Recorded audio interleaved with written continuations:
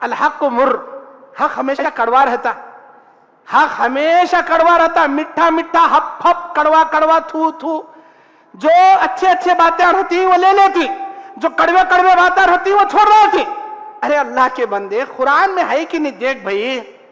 نہیں مولانا تمہیں کیا بھی بولو, ہمیں وہ نہیں چھوڑتے, ہمیں وہ نہیں چھوڑتے. ہم نہ ڈھول ہونچ, ہم نہ علیدہ ملیدہ پوریاں ہونچ, ہم نہ وہ سب ہوئے تو ہم نہ بھائی وہ ہونا رہے تو جاؤ.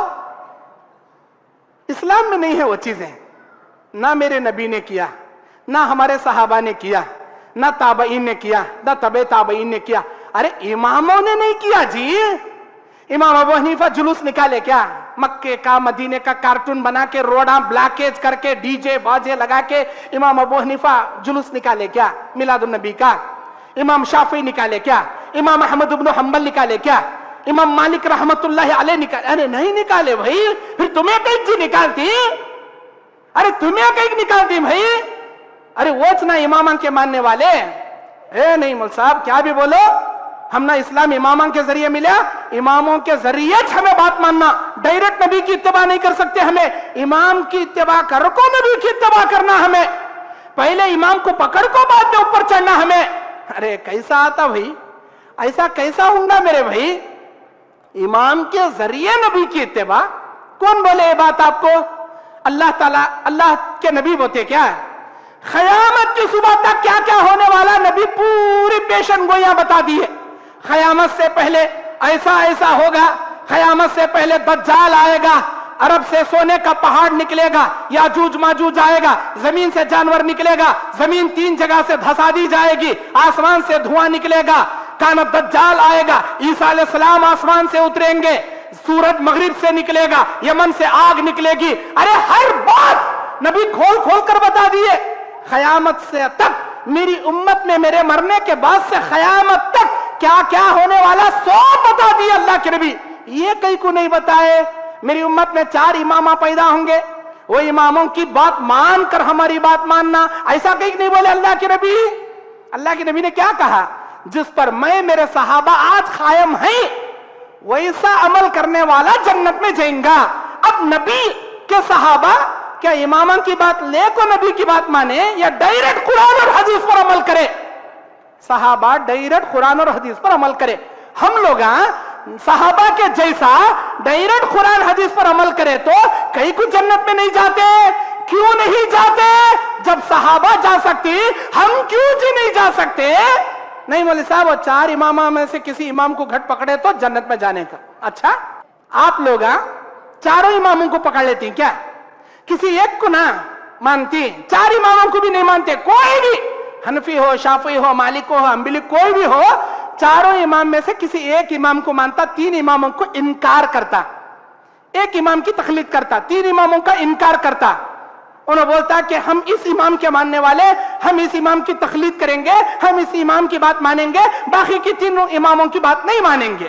اچھا آپ لوگ 3 اماموں کا انکار کر کے ایک امام کی بات مان کے اپنے آپ کو اہل سنت والجماعت کہہ سکتے ہیں, تو ہم لوگ 4 اماموں کا انکار کر کے اماموں کے امام نبی آخر الزمان جناب محمد رسول اللہ کی پیروی کر کے ان کی اطاعت و اتباع کر کے ہم کیوں سے جنت میں نہیں جا سکتے؟ آپ لوگ 4 کو بھی مانتی کیا؟ نہیں نا, ایک کو نہ مانتی, 3 کا انکار کرتی.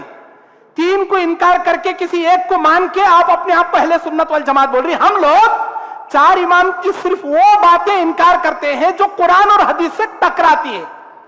وہ باتیں ہم انکار نہیں کرتے جو قرآن حدیث کے مطابق ہے, صرف وہ باتیں ان کے کہنے کے مطابق. اماموں نے کہا من صح اذا صح الحدیث فهو مذہبی, جب صحیح حدیث آ جائے وہی میرا مذہب ہے. جب میری بات نبی کی بات میں ٹکراؤ پیدا ہو جائے, میری بات چھوڑنا نبی کی بات لینا, یہ اماموں نے ہم کو بتایا. ہم اماموں کے بتانے کے مطابق اللہ کے نبی کی وہ بات لیتے ہیں جو امام سے ٹکرا رہی ہے. امام کی چھوڑتے نبی کی لیتے, لیکن نبی کی چھوڑ کر امام کی نہیں لیتے. ٹکر دونوں میں آ گئی, نبی کی چھوڑ کر امام کی نہیں لیتے, امام کی چھوڑ کر نبی کی لیتے. آپ لوگ 3 اماموں کا انکار کر کے ایک امام کی تقلید کر کے جنت میں جانے کا دعویٰ کر سکتے ہیں. ہم 4 امام کی وہ باتیں جو قرآن حدیث سے ٹکر کھاتی ہیں چھوڑ کر قرآن حدیث پر عمل کر करके जन्नत में क्यों नहीं जा सकते? क्यों नहीं जा सकते? एक मिसाल बताता हूं मैं। नमाज में सिर का मसा अगर 4 इमामों के मजहब को तोला जाए, देखा जाए, तो शाफी मजहब में सर जर्रे ऐसा यूं कच्चे बाल को सर सामने ऐसा छील लिया तो सिर का मसा हो गया। मालिकी मजहब में दूसरा हिस्सा तक, यहां तक जाना, या भिगा लेना, यहां तक सिर चढ़ा लिए, मसा हो गया। हंबली मजहब में सुलसर यहां से लेकर यहां तक जाना, यहां से यहां तक गए तो मसा, अच्छी बात। हनफी मजहब में रुबासर, चौथा हिस्सा, आगे से लेकर फिच्चा तक जाना, यहां लीड़े को उतर जाना गर्दन में से, वापस नहीं आना। हमारे नबी की सुन्नत क्या कहती वो देखो, हमारे नबी की हदीस क्या कहती। इमाम शाफी यहां आग बढ़ गए, इमाम मालिक यहां आग बढ़ गए, इमाम अहमद इब्न हंबल यहां ले लिए, इमाम अबू हनीफा यहां तक गए, लीड़े को उतर गए। अब अल्लाह के नबी की क्या सुन्नत कहती है, नबी की हदीस क्या कहती है? नबी की हदीस कहती है जहां से तुमने हाथ शुरू करके गर्दन तक ले गए थे, वापस वैसा सर पेशानी तक लाओ, इसे कहते हैं सिर का मसा। ये सुन्नत का सही तरीका सिर का मसा वाला ना इमाम शाफी के पास है, ना हंबली के पास है, ना मालिकी के पास है, ना अबू हनीफा का पास। हम क्या करेंगे भाई? चारों इमामों की बात सिर के मसे में टक्कर खा रही। एक सिर के मसे में शाफी जो है वो यहीं तक करते, मालिकी जो है वो यहीं तक आते, हंबली जो है वो यहीं तक जाते, हनफी जो है वो पूरा यहां जाकर उतर लेते। सुन्नत के मुताबिक कौन भी आयच नहीं ना जी, कौन भी नबी की सुन्नत के फॉलो करे नहीं ना। अरे हम करते, हम लोग नबी की हदीस को लेते, जैसा नबी ने किया वैसा करते। हम क्यों जी जन्नत में नहीं जा सकते? मेरे भाइयों, शायद मेरी बातें कड़वी लग रही होंगी उन लोगों को जो तकलीद के शिकंजे में फंसे, जो इत्तिबा रसूल से जरा पीछे हैं। सुनो, अल्लाह के नबी ने बयान फरमाया, ऐ मेरे उम्मतियों, मेरी मिसाल अल्लाह बयान करता है, मेरी मिसाल बयान करता है मेरा परवरदिगार, मेरा मालिकुल मुल्क मेरी मिसाल बयान करता है। एक बनाने वाले ने नया मकान बनाया, उस मकान के अंदर दस्तरखान बिछाया, उसमें अच्छी अच्छी नेमतों के अंबार सजा दिए, दावत देने के लिए, बुलाने के लिए एक बुलाने वाले को भेजा। वो बुलाने वाला कौम को आकर दावत दिया, ऐ मेरे कौम के लोगों, ऐ मेरे कबीले के लोगों, वहां एक बिल्डिंग बनी है, वहां एक बड़ा महल बना है, उसमें अच्छे अच्छे दस्तरखान के नेमतें सजे हैं। वो महल बनाने वाला तुम सबको दावत दिया है, चलो चलो मेरी दावत पर लब्बैक कहते हुए महल में दाखिल होकर दस्तरखान से नेमतें खाओ। बाज लोग उस पर यकीन किए, दावत पर लब्बैक कहे, सीधे बुलाने वाले की बात को माने, उस घर में दाखिल हुए, नेमतें चख लिए। बाज लोगों ने डाउट किया, बाज लोगों ने उसकी दावत को इनकार किया।